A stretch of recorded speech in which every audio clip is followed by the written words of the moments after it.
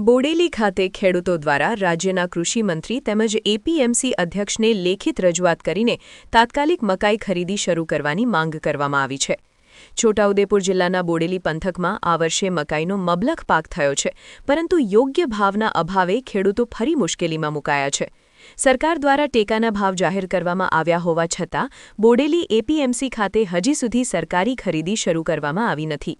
ખેડૂતો દ્વારા રાજ્યના કૃષિ મંત્રી તેમજ એપીએમસી અધ્યક્ષને લેખિત રજૂઆત કરીને તાત્કાલિક ખરીદી શરૂ કરવાની માંગ કરવામાં આવી છે।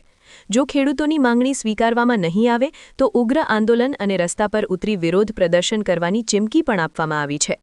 છોટાઉદેપુર જિલ્લાના કૃષિ આધારિત વિસ્તાર તરીકે ઓળખાતા બોડેલી પંથકમાં આ વર્ષે અનુકૂળ હવામાન અને ખેડૂતોની મહેનતના કારણે મકાઈનો સારો અને મબલખ પાક થયો છે।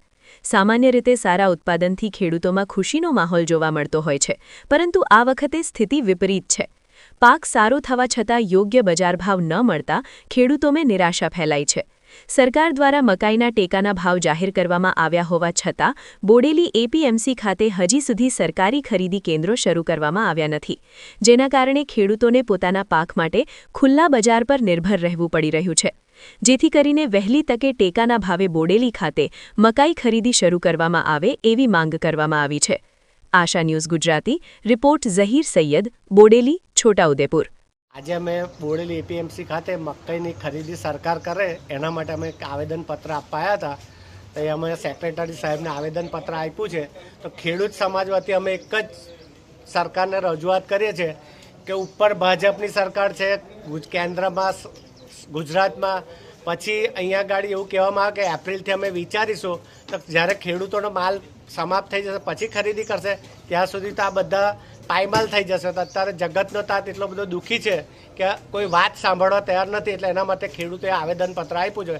તમે દરેક જિલ્લા છોટાઉદેપુરના 3 ધારાસભ્ય, સંસદ સભ્ય એમને એક ઉગ્ર રજૂઆત કરીએ છીએ કે તમે અત્યારે સંસદ ચાલુ છે, લોકસભા, વિધાનસભા ચાલુ છે, તો તમે તાત્કાલિક એનો અમલ કેમ ના કરાવી શકો?